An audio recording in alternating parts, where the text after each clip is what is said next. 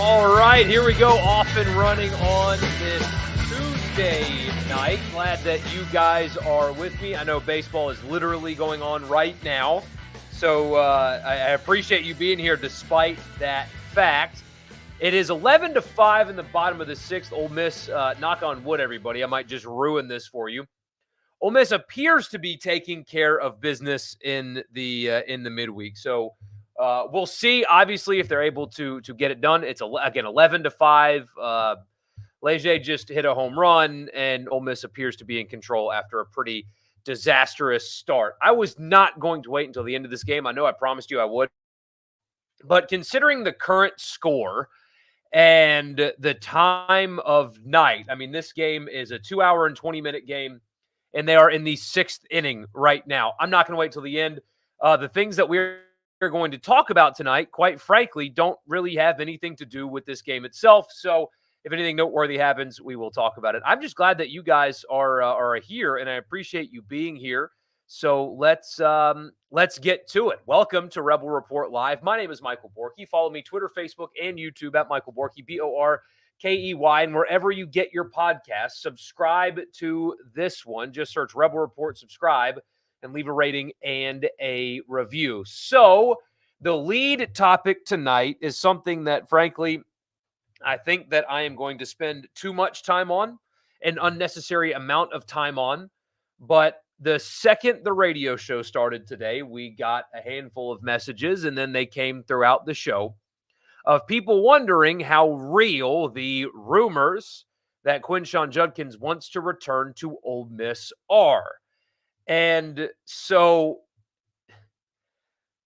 I knew you guys were going to ask about it, so I figured we'd just jump right in on it.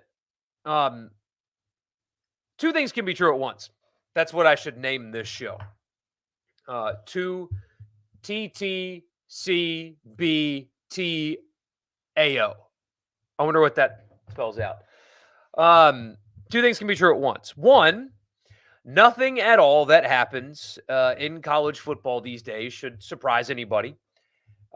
Any possibility of anything happening should not be just totally, completely dismissed because you saw an Alabama player transfer from Alabama to Iowa and then 2 months later transfer back to Alabama. College football is kind of crazy these days. It's wild. As Ross Dellinger says, believe nothing, consider everything, or something like that. I think that's what he says. Believe nothing, consider everything. So nothing would surprise me.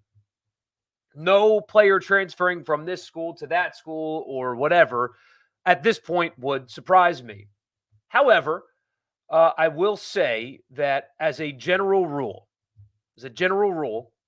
when you see something on the internet, and it is being perpetuated, shared, broken by a social media account that does not have a name or a face associated with it, your first reaction to that should be skepticism. If you see somebody that has that's nameless, that's faceless, that doesn't link back to a publication, your first thought when you see something that they report should be, I don't know about that. Every time, as a general principle. Now, sometimes, rarely, but sometimes, those kind of things end up being accurate. It has happened before. It will happen again. Just as a general principle, you should meet something like that with immediate skepticism, because there's nothing to hold people that do stuff like that accountable, right? That they have no boss.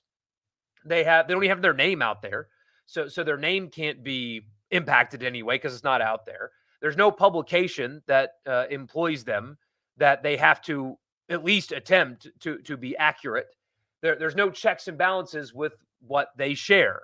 It's just stuff that they can just put on the internet for stuff like this to go wild, and it doesn't matter if it's true or not because there's no accountability on the back end of something like that. For what it's worth, I asked a couple of people that I think would know something like that if there was any validity to them whatsoever. I got a response from only one of the two right away, and the response was, "What the hell are you talking about?" So I tried to ask myself, and it went nowhere because, frankly, as of this moment, I don't think that there's anything to it. I think that when you've got a situation where anonymous accounts um, are able to share stuff like that, it creates kind of like a news cycle out of no valid information. And then, of course, you look at the comments and stuff like that, and I saw a couple people under a tweet say, "Well, Neil McCready said that it was real." That is not what Neil McCready said. Neil McCready said that he had heard rumors but cannot speak to their validity. That is a very different thing than confirming that it's real. And so, I feel bad for Neil. I don't know how far that's going or how far that's spreading, but that is absolutely not what he said at all. All he said was there's a rumor out there and he cannot speak to its validity. And then he followed it up with, I doubt that there's any truth to that. You guys, if you're not aware, and most of you that listen to this or watch this are, the sheer volume of rumors that get spread that go nowhere is far more than the rumors that get spread that end up being accurate. Now, again, some of them are. This anonymous Twitter account could be right, and Quinshon Judkins could want to come back to Ole Miss and is trying to work that out right now. But until anything more reputable is to speak on its validity, then it should be met with skepticism. I don't believe it. I think the breakup between him and Ole Miss was extremely messy to the point where I would be shocked beyond measure if there was any actual truth to this from a both sides want this to happen perspective. I mean, right after everything went down and he hit the portal, there was some communication, if you believe, what I'm and other people are told. There was some, at least, desire to return immediately, but it wasn't reciprocated. That breakup was ugly. It was really, really ugly and messy. And I don't know if a couple of months away are enough time to repair the damage that was done there, if he even would want to return, which there's no reason at this moment to believe that there is. So is it possible? It's certainly possible. Could this person have thrown something against the wall and it stuck this time? Absolutely true. Absolutely could have. 100%. It's possible that this person has deep inside information and this is him breaking news. Meet anonymous stuff like this. And I don't mean anonymous sources. I mean the anonymous accounts with skepticism. Until something more reputable comes along, you should think that there's really nothing real to this. Certainly possible that that person's right. Certainly possible that I'm wrong in my initial assessment. Never say never in college football. But right now, I just don't buy it. The podcast is brought to you by Advantage Business Systems. Check them out online, absms.com. That's the website. If your Mississippi business is in the market for office technology, check them out online. Advantage Business Systems has you covered for all of your Mississippi office technology needs. Tell them I sent you. You'll get a complimentary office technology assessment. So you tell them what you need and what your budget is, and they will find a solution for you on me. That's Advantage Business Systems, absms.com. The podcast is also brought to you by Priority One Bank. Let them make you their priority. They got 16 locations here in Mississippi, so there's likely one in your backyard. Bank with me at Priority One Bank. They make me their priority. They got local loan servicing and decision making, so you don't need to hop on Zoom and talk to somebody out of state or on the phone to get a loan or to have that loan serviced. All you need is to walk into your Priority One Bank location, and it'll be someone that you'll sit down with face-to-face because Priority One Bank makes you their priority. The other news item today, aside from this baseball game, again, it's 11-5 in the bottom of the seventh. So, again, it appears that Ole Miss is working towards taking care of business here Is Mike Bianco changing his rotation? Again, it was as expected, kind of what we thought was going to happen. I thought that Liam Doyle was going to pitch on Friday night. That is not the case, but the other pieces are the same. Riley Maddox is going to pitch on Friday night against Kentucky for Ole Miss. Liam Doyle on Saturday, and Gunnar Dennis is going to get one more shot on a weekend, and I think that's justified on Sunday. So this was expected, and it was a good decision by Mike Bianco. I credit him for being willing to be so flexible with his rotation. In the absence of Hunter Elliott, in the absence of Rivas, now JT Quinn's not available with his back injury. So being willing to do a lot of shuffling in his rotation, I think is a good thing. It's a positive sign. It worked on the national championship team, as I remind people sometimes. Dylan DeLucia wasn't a starter on the Ole Miss national championship team, regular starter, until April. So, tinkering with a rotation this late into the season is totally fine. Riley Maddox has earned this opportunity. I think that he has shown you the ability to get through 5-6 innings of even good lineups and allow this seemingly now pretty darn good Ole Miss offense to generate some runs. Ole Miss is really, really good. I forget the exact stat. I saw it earlier. Gosh, I forgot it. I should have written it down.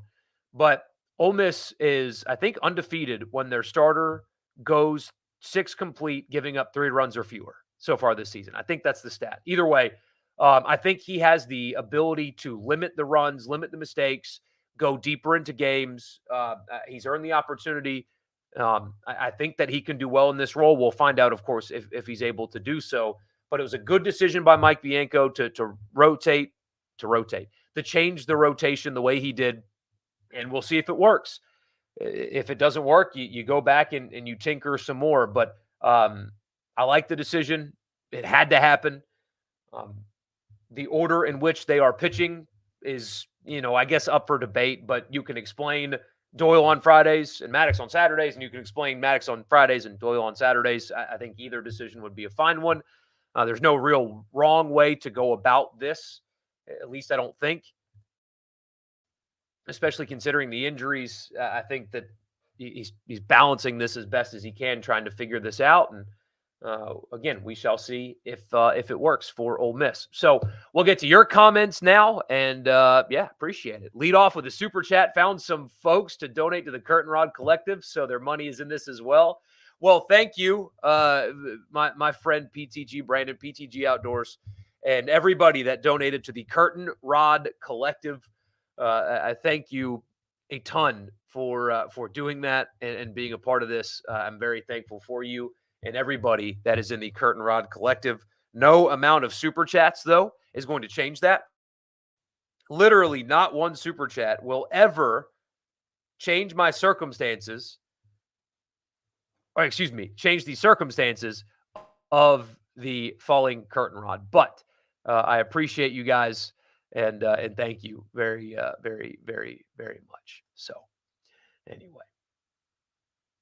No possible way Judkins wants to come back, right? I can't imagine that would be an easy transition back from either corner. No, look, I mean, the practical thought here, I mean, it makes no sense. It really, to me, it makes absolutely no sense whatsoever. And frankly, I think it would be a really bad decision, honestly, for both of them to do it. Now, don't get me wrong. He's an elite level back. Absolutely electric. I mean, he's got balance. He's got power. He's so good. I mean, there is a small subset of people that think that, he's actually not that good. And I couldn't possibly disagree with them more. He's an elite level player. Elite level player. I keep going back to the way the breakup happened. It was so ugly. And I just am not sure that you're going to be able to get a unified front on a decision like that. Maybe,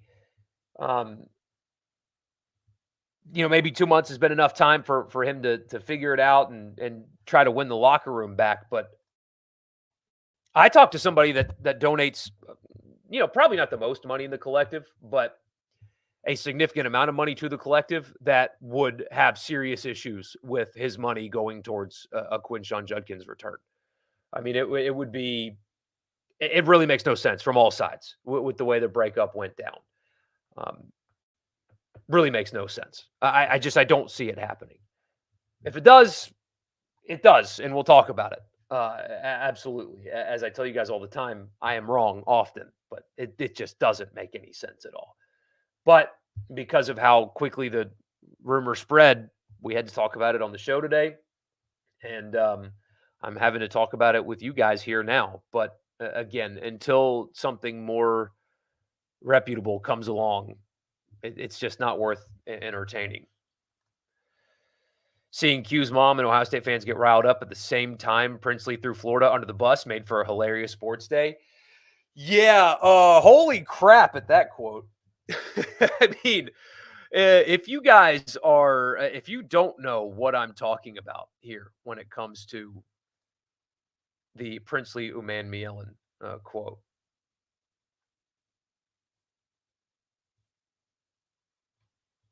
Uh-oh, somebody's upset with me. Hold on one second.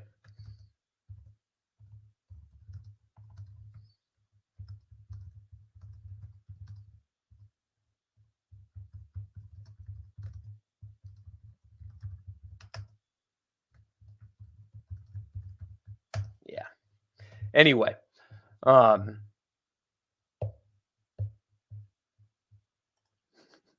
he's mad. He's mad. He'll be fine.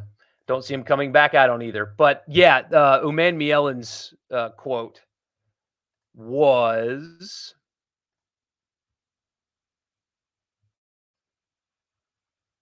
can I play it for you? Can you hear it? I might have to play it off my phone. I'm going to play it off my phone. Let's see. This was Princely. I wish I had a better setup, but I don't. This was Princely Umanmielen today. Some things you wanted to It's work horrible on this that I do it this way, but I oh well. feel like last year I excelled at, get pass rushing. I didn't have like my sacks. It wasn't double digit. It didn't like pop off the screen. But if you go and watch the film, I would get to the quarterback a lot, like right before he would throw the ball and things like that. So I had a lot of good pass rush reps. I feel like I was one of the best in the country as far as pass rushing. I feel like this season, I could work on something that from last season that I could work on better is my drops and my attacking the run game a little bit. But I feel like here I'm getting coached harder for things like that. I feel like at Florida, like the way I was coached, it was kind of like it was almost as if like they was just telling me to go out there and use my talent, if that makes sense. But here, Coach Lou and Coach Lou and Coach Joyner, they really on me about the little things, attacking the run. Coach Lou really goes through the progressions of the drops and the routes that are being run when I have to go into coverage. Like when I was at Florida, it was like they would just tell me, go drop to this area, and I would have to figure out everything else on my own. But here, they go real into depth. I feel like I'm actually getting, developed here. Sell that. Wow. So not the best quality because I don't have any good equipment here or anything like that. Wow. So first of all, if I am in the Ole Miss recruiting department, that is being sent to literally every single player that I am recruiting. I hope you guys could hear that. Sorry. I know that's just playing it off a phone is just so just not good. Not good, but I have no other way to play it for you. And that's the best I got. But yes, I send that to every single recruit that and not even just Florida, honestly, because although that is speaking directly poorly about Florida, that is such a billboard for what you are doing that just send that to everybody. But also, man, I did not expect the Billy Napier era to go like this, to be honest with you. And it shows how much I know, which is just very, very little. But when they hired Billy Napier, I thought, that's a great hire. That really is. I know that when Lane Kiffin was hired, that if for whatever reason that didn't go down, I thought Napier would be good, or if Kiffin would have left after the first year or two, I had that thought of, well, Billy Napier's right there at Louisiana. He could come to Ole Miss and he could and would win. Apparently not. The collective's a disaster. Can't keep players on the roster. Although, frankly, quarterback play wasn't as bad as people said it was this past year, but still, now they're going into a prove it year with the most difficult schedule in all of college football. And this is what their former all SEC caliber rush ends are saying about them while they stand behind the podium of a different school in the SEC. It is unfathomable to me that Florida has fallen that far. But again, it speaks great. I'm focusing on Florida. Maybe I shouldn't. It speaks incredible volumes to Ole Miss that this is now the reputation that they're going to have out there for portal players, and not just portal players. I mean, they brought in 4 stars on the defensive line from the high school ranks as well. This going around is just another thing that keeps happening there that other people are going to notice. We talk about it with the organization of NIL there. That's very real. But now when you've got a guy like him, an all SEC guy, saying what he said, that's both really, really bad for Florida and really, really good for Ole Miss. It's a wild quote if you think about it from the Florida perspective. Absolutely wild.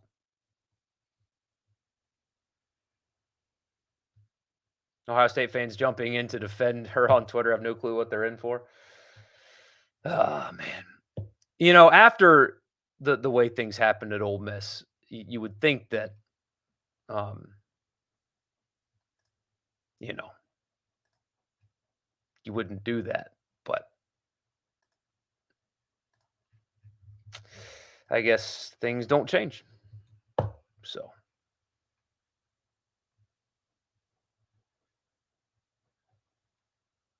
Let's see. BS. Yeah, wouldn't even take him if he wanted to come back for free. Such a cancer.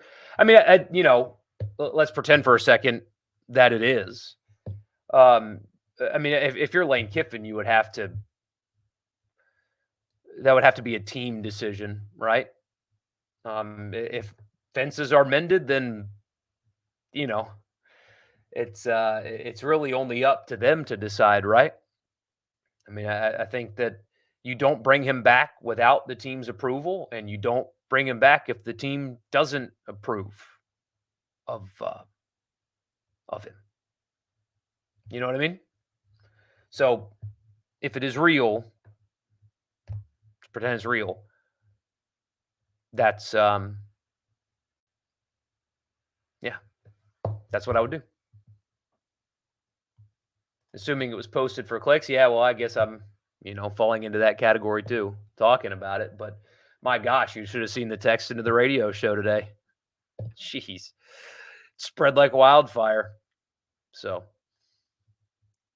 thank you for another super chat. You'd rather have Henry Parrish back than Q, to be honest. Appreciate you. Thank you for that.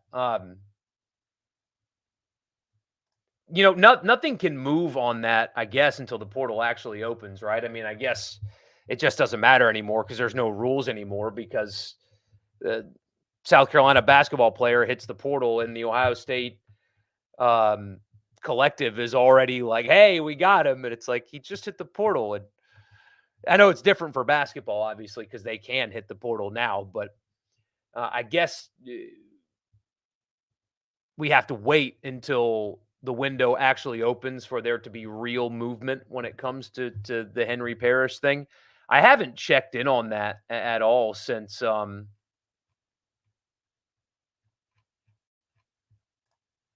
since that happened. But I still expect him to go to Ole Miss unless something has changed. But thank you. Parrish is a very good option for Ole Miss. Yes, he is. I did the video on that earlier. I guess, God, it's been about a week now, hasn't it? It's been a while. But yeah, and I talked about it with you guys here, put that in this feed. But yes, it makes all the sense in the world. We're coming back with Kevin Smith.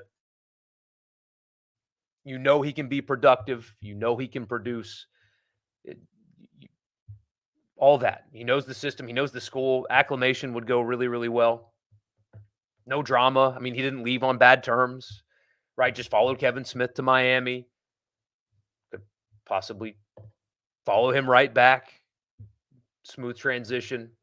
I don't think he's going to like change the offense dramatically or the team ceiling, but I think that the ceiling is so incredibly high. They just need to have bodies in that room.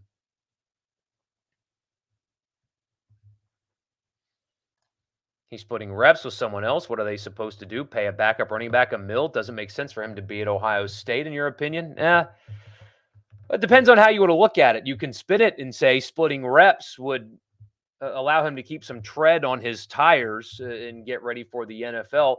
Ohio State doesn't make sense with Travion Henderson being there, but that is where he went. He went to Ohio State, and if I were advising him, I don't think I would have advised him to go to Ohio State, considering the aforementioned Henderson being there. We had the conversation on the show today. Who's better, Judkins or Henderson? And I was, I was kind of non-committal, a little bit all over the place, but I'm just not ready to say that he's going to come in and steal Henderson's spot, So if you're not guaranteed to start, why are you going there when you could have gone almost anywhere in the country? I don't know, but that decision has been made.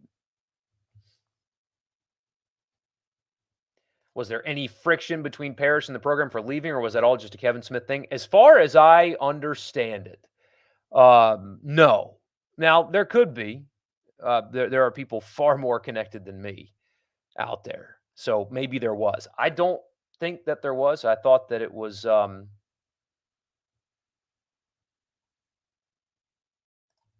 thought that it was pretty rational. Not rational. That's not the word.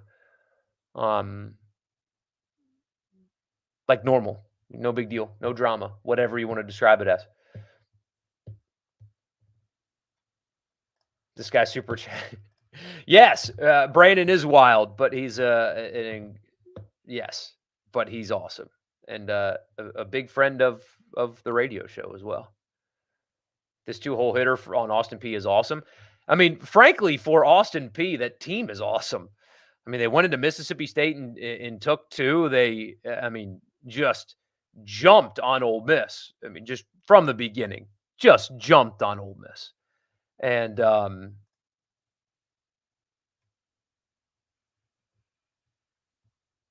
it's impressive.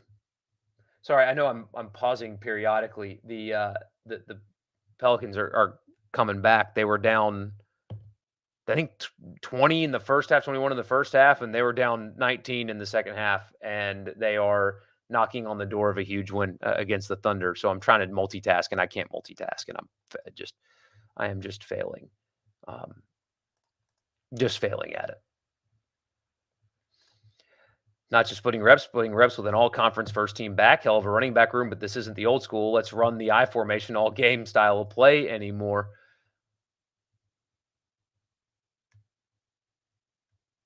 Not sure if you'd want him back, but you could be convinced otherwise, but he left a bad taste in everyone's mouth. I mean, here's the thing. The only way, like I said a second ago, but the only way that I could wrap my mind around it and rationalize it would be if the team is like, hell yeah, he's our guy. We're in, all good. Bridges have been rebuilt. We are all in this together, all that stuff, If that's what were to happen, then there's nothing that I could say that would carry more weight than that. You know what I mean? So that would be the only way that I would tell the fan base to get back on board, is if you hear, all of the right things, from the team, the players themselves, Let's go. Let's go. Ball game. Sorry. That was a huge win. You're all for this new rotation. It's not a guarantee, but Doyle on Saturday can be a Doug Nikhazy effect and win you a middle game most weeks, then just piece together one more win. And especially because I don't think like Riley Maddox is punting. That's not what his role is, or at least that's not what his ability says that his role can be. You know what I mean? I don't think that this is just, yeah, well, Fridays are really tough. Give them Friday. It's hard to win on Fridays, and so just throw anybody out there, and if you get lucky, fine. I don't think that that's Riley Maddox. Now, he's not like the super duper overpowering arm or anything, but I do think that he'll keep the ball low. That's what he usually does anyway. He can eat some innings and get some outs and get Ole Miss into a position to win on most Friday nights. Is he a dominant arm? No, but does he have the ability, I think, to be a guy that can win them Friday night games without having the feeling of, wait a minute.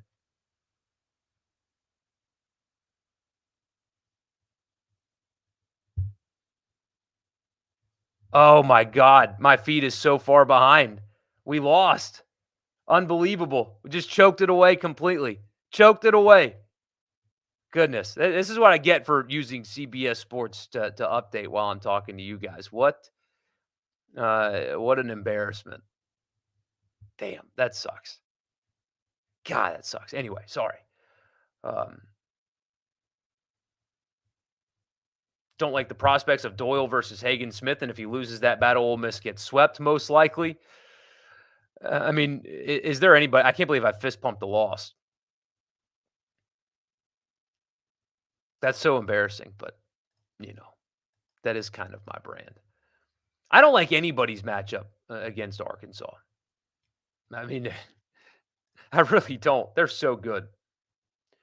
Parrish would be RB1 and would make sense. They're not seeing Cube back. Bridges are burned. I'm not so sure that Parrish would be RB1 over Bentley. I'm not so sure. I don't think so. But the thing is, what I would expect to happen anyway, if Parrish does go to Ole Miss, and regardless if he doesn't, somebody will. I think it'll look a lot more like 2021 than 2023 when it comes to carry distribution. You know what I mean?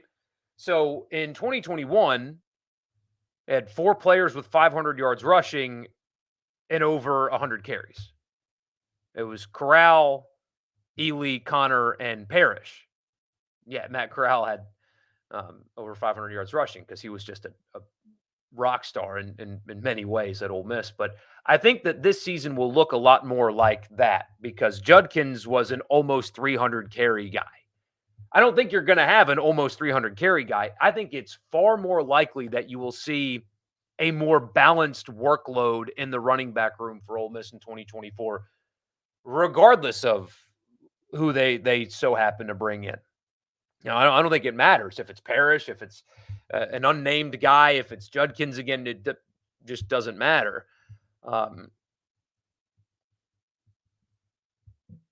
That's what I think is more likely to happen. They'll never learn the curtain rod is just making you money. It's the best thing I have in this house, man. It really is. Aside from, maybe Judkins returns to Oxford for a game in December. Judkins to Van Diego Doors. Hey, we got, if that was from you, we got Nash, and we love Nash, by the way. Thank you so much for that, man. He was fired up when I took it out of the package for him. So he loved Nash. I actually I got to give it to him today after school, and he was pumped up. So man, that was way too kind. Thank you for that. And used to be afraid of mascots, not afraid of mascots anymore because of I've kind of like forced the issue because his initial experience with mascots was like fear, like, oh no, I hate these guys. And so I kind of like made him go up and give him high fives and stuff and worked on getting that out of him. But he got Nash and he was like, is he a mascot? I said, yeah, but he's a mascot. He goes, I love mascots. I was like, yes, it finally worked. And the end result was you. So thanks for that, man. On one hand, you want to win in the SEC and get a bye. On the other, I want to be in Oxford for a playoff game. That is going to be such an interesting thing to watch moving forward. Because here's the thing, Pat, about making the SEC championship. It's only worthwhile if you win the game. In the 12-team format, no idea what the 14 one's going to look. I don't know. But in the 12-team format, going to the SEC championship is only beneficial if you win. Now, frankly, even if you win, it's still the same amount of games as if you don't make it at all. It's just you play 1 week earlier in your home stadium instead of getting a bye. It's the same number of games, though. But if you go to the SEC championship and lose, you play an extra game. The only way you don't play an extra game is if you go to the SEC championship and win. And now if you go, you expect to win. I understand that, but what if you don't? What if you run into Georgia in the SEC championship and you lose? Well, then you have to play one additional game. So not like you can control that decision. You want to win every game you play. So, it's just more of like a fan discussion talking point than anything else.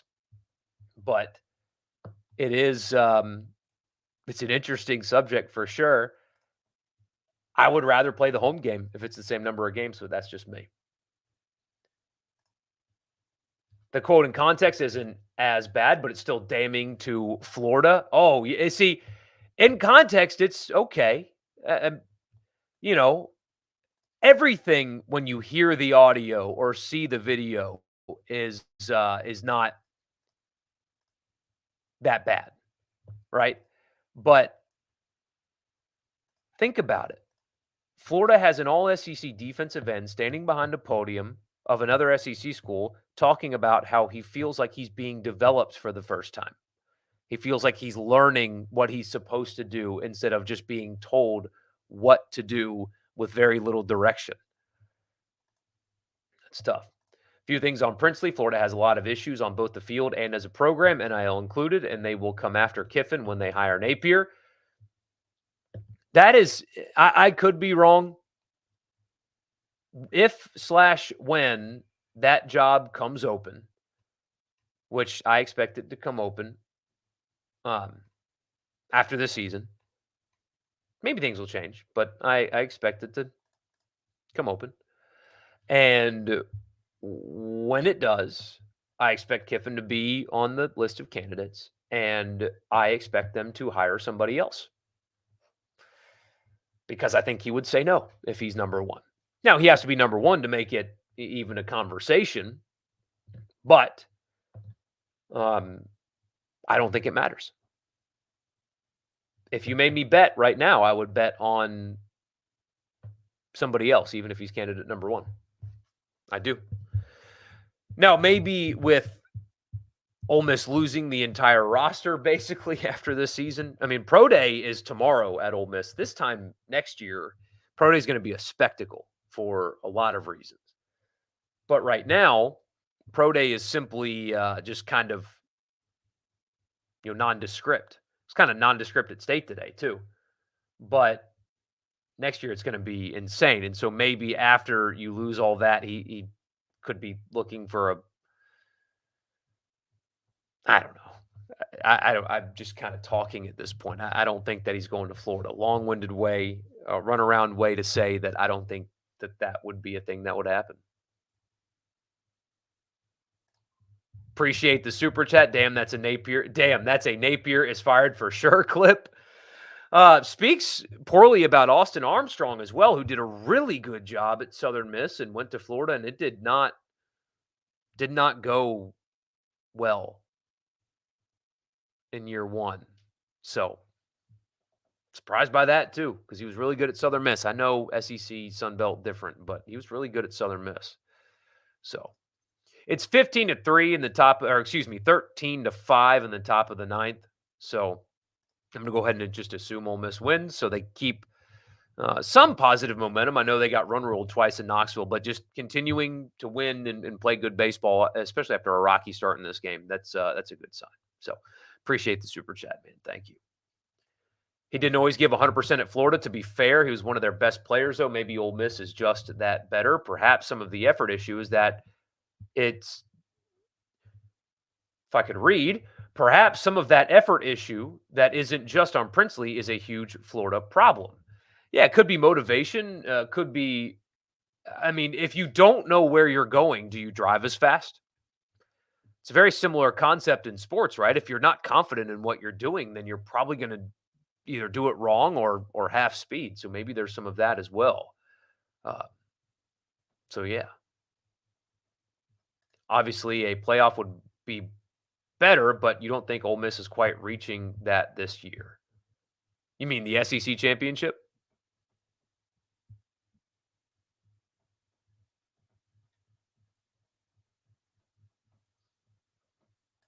There's clearly some substance to this, as Neil McCready confirmed he heard the same rumors.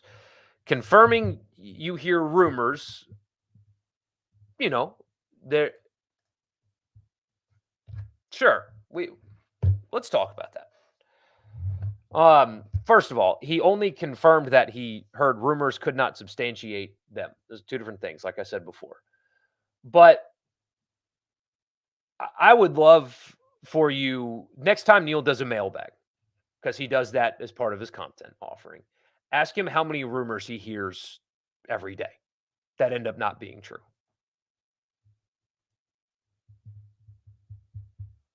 It's a great rock album, though. And hey, this one could be true. Again, there was contact made about a return shortly after the breakup. There was some kind of communication about a return. That happened. So maybe that has continued. It's entirely possible that it has. How did Simmons do tonight? Excellent. Excellent.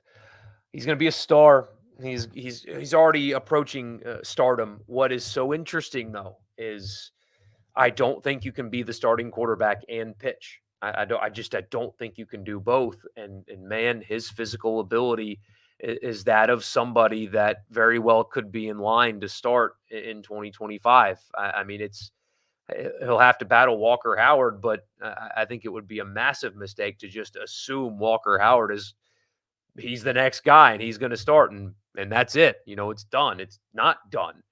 So that's not a conversation that needs to be had today because of his expected limited role in football this year. But he's a star. He's going to be a star in baseball if he wants to be. He's going to be a star in football, it seems, if he wants to be. You just keep looking at the schedule and you just don't see more than 2 losses. It would be a terrible disappointment. They will be at least a double-digit favorite in their first 6 games. Yeah, and of course, knock on wood, it's injury health. I mean, that is the X factor. But yes, I think that when you look at the schedule, they will be favored in 10 of their 12 games. There's a chance they're favored in Baton Rouge, but they may not be. And there's a chance they're favored at home with Georgia, although Georgia's still going to be a wagon. But there's a chance they're not. I think that as of today, if odds were set for every game, they would be at least the favorite in 10 of those games. If things go to chalk, they will, they'll win 10 games. I'm curious to see a couple of things offensively. If the newfound tight end depth creates a couple of different things. One, more dynamic uses of the tight end, like what you saw in the Peach Bowl with Prieskorn now that he's healthy, but also more of a power running game and a ball control game, 2 tight end sets, stuff like that, since they do have some depth there now. They have 4 tight ends, 2 of which have played really meaningful snaps at the Power 5 level. So maybe they can be a little bit more flexible offensively. They can go fast and spread it out with their wide receivers. They can line up and be tough and run it right at you. But the story will be the lines of scrimmage. And have they caught up to Georgia on the lines of scrimmage? Did they do enough in the portal to balance that out? But yeah, they'll be favored right now in double-digit games, barring injury. Maybe Bianco takes Carmack off the midweek spot. Takoyan could be the next guy there. Or Mendez maybe also could be somebody that they use in that spot. A lot of options. It's nice though when you can solve these problems when your offense is scoring, 13 runs or whatever it is. So you think Judkins is the better back, but Henderson will start. In Q's defense, he committed to transfer to Ohio State before Henderson announced he was coming back.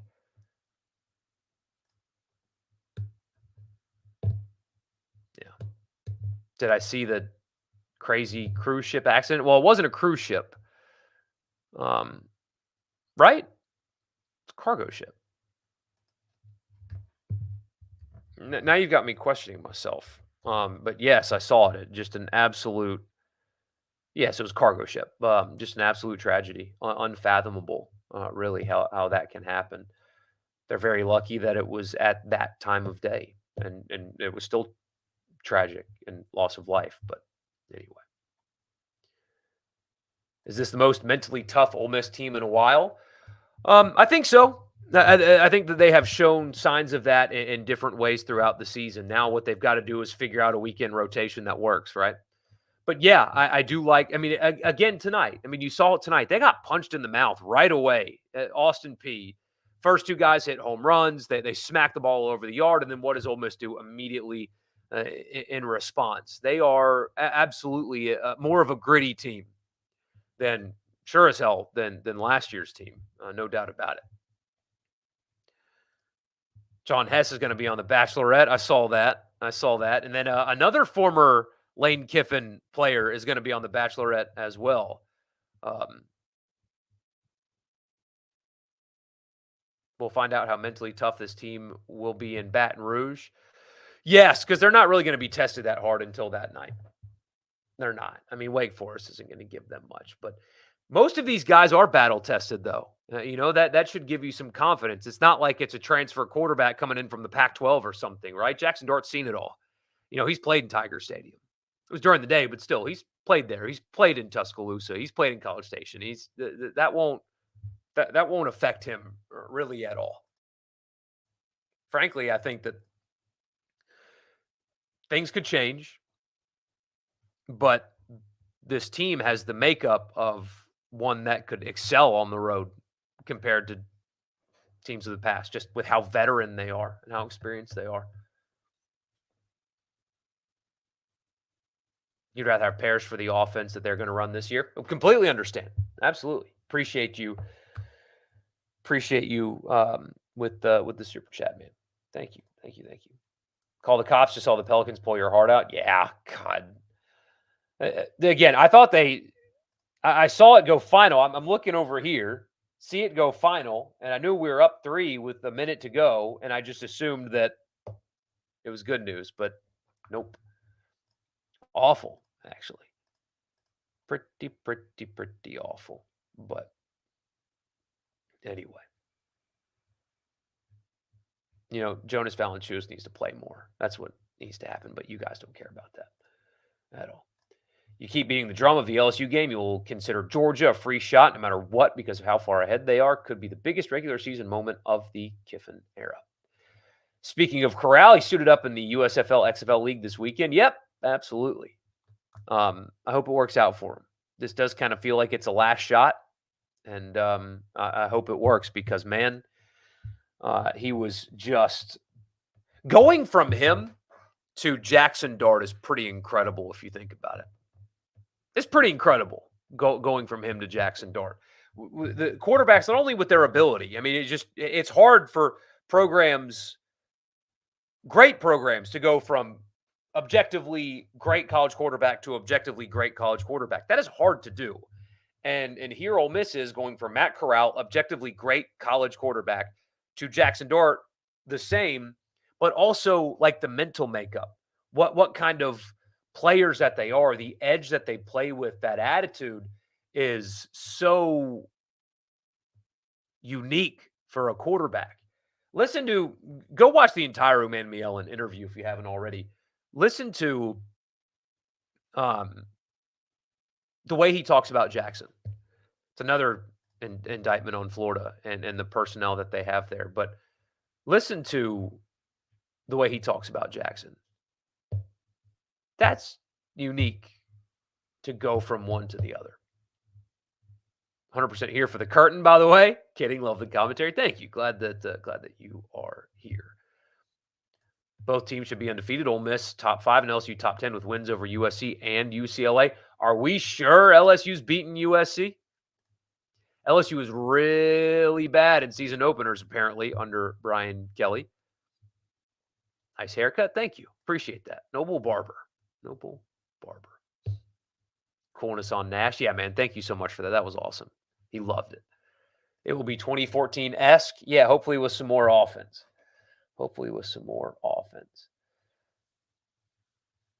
Wow. Holy. Thank you for your super chat. Again, my goodness, man. You are too kind. Thank you.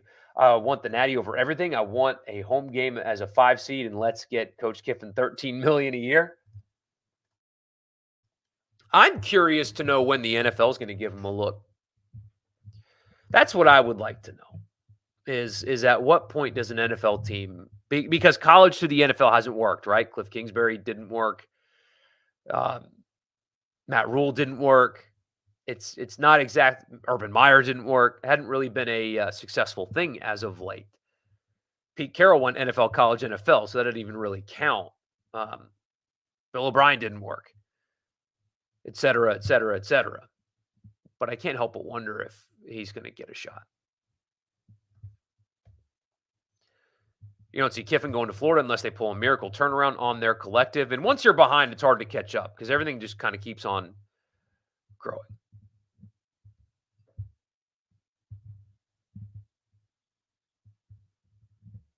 Oh, you don't think Ole Miss would get a first-round bye? That's what you meant? Yeah, I don't either at this point. I think Georgia's going to win the SEC. Breaking news, more than 11. The best collection of players in college football is going to win a lot of games. So imagine that. If Simmons beats out Howard for 25, you see Howard leaving. Wouldn't surprise me. I mean, I don't know what he's thinking or what he values when it comes to that. But yeah, that wouldn't surprise me. Also, Kiffin did somewhat tweak his opinion about the headpiece in the quarterback's helmet after practicing with it. He didn't somewhat tweak it. He completely changed his mind. I mean, a 180 reversal, loves it now, calls it a cheat code for this offense. Any thoughts on the headset use with the players? Yeah, I frankly, it's not going to impact us at all, right? Because I saw the takes after the 2-minute warning, and then this was added, and people were like, oh, college is becoming more like the NFL, and we can't stand for this. And it's like, you're not even going to notice this. You won't notice at all. If anything, you might be able to see better 2-minute drill was the first thing that came to my mind. What was that? You're going to see better 2-minute drill, just easier to get that stuff in, maybe a little less chaotic. But I'm excited to hear more from Kiffin about that, honestly. Why is it a cheat code? What has it changed about the way you are going to conduct offense? Because they have to cut it off with 15 seconds. It's not like he can coach Jackson between every play, right? It's really just enough time to get plays in, and that's it. So I'm curious and excited to hear more of an expanded thought from him on that. But you got some good insight on it today. What does Oklahoma's schedule look like before Ole Miss? Let's see. If I remember correctly, they had a difficult game before they came to Oxford. Remember, Ole Miss has a bye before Oklahoma, which is obviously helpful. This is the year of 2 byes. I think there should always be 2 byes on the schedule, but that is just me. Okay, Oklahoma, they have South Carolina at home. So I don't think South Carolina is going to be a particularly good team. However, they do have South Carolina at home, while Ole Miss is,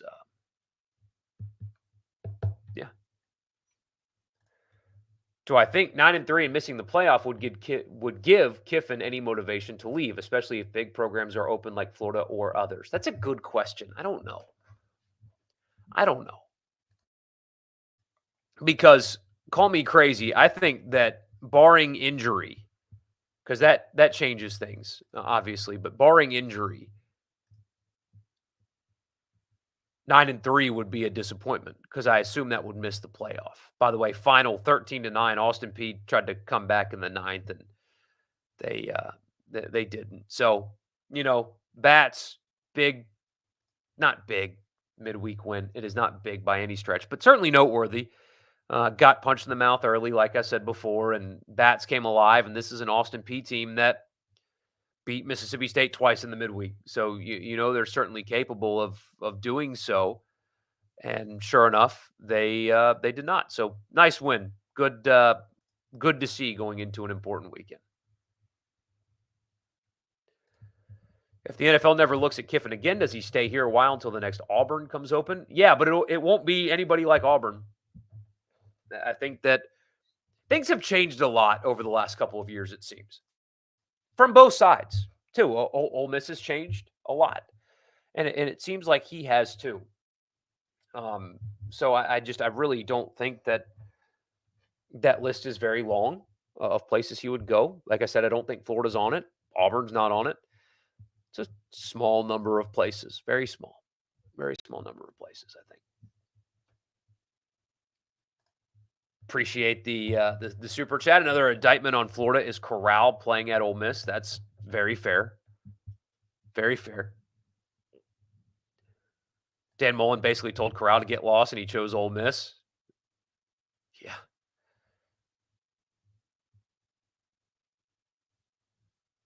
Does Ole Miss incorporate a play sheet on wristbands with the new headset ruling? I don't think so. I don't know, though. I honestly, I don't know. I've got to see it in practice, and we won't really get a good look until the spring game, but the spring game might not be a game.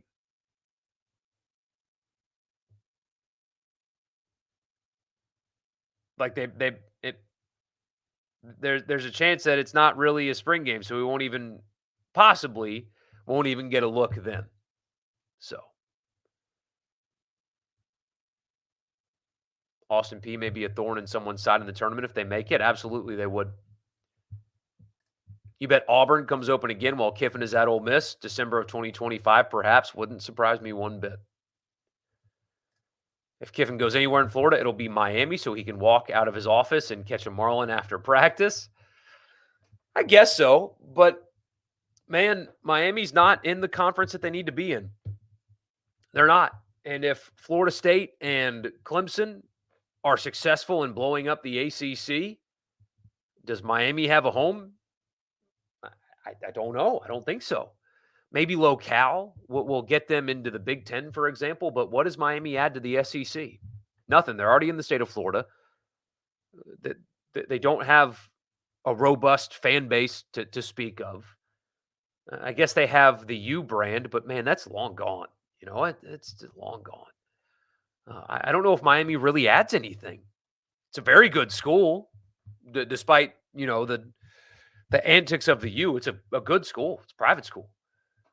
But off-campus, NFL stadium, small fan base, kind of way down there. What do they add? So if the ACC blows up, they may not have a home, and it just may not be a job that anybody wants. It's crazy that you don't think that Coach Kiffin is going anywhere for a while. Dude has it made. He does have it made. Absolutely has it made. Ole Miss has become a very good job under Lane Kiffin. Ole Miss is to credit for that, but so is Lane Kiffin. It goes both ways. Absolutely. How'd my bracket go? Horrible, but that's to be expected.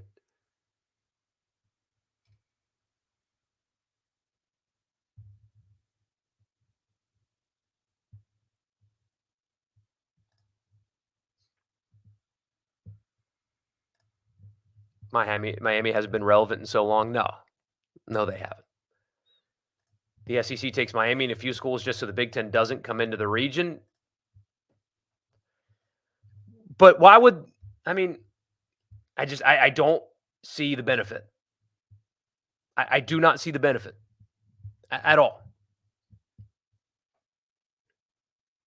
Not at all. SEC would take Virginia, North Carolina. Absolutely. I don't think Miami's on that list. I don't. It's all up to ESPN and money and stuff like that. But anyway, gone well over an hour, and not well over an hour, just over an hour, and it's getting late. So I appreciate you guys. Going to go ahead and hang it up. Thank you. Ole Miss baseball wins a midweek game and stuff like that. So midweek game, Bianco new rotation. Rumors being what they are could be true. Certainly could be true. We will just have to wait and see. So anyway, thank you guys so much. Appreciate you as always. Don't forget to subscribe to the podcast if you have not already. And we'll see you on Thursday night, 8:00. See you then.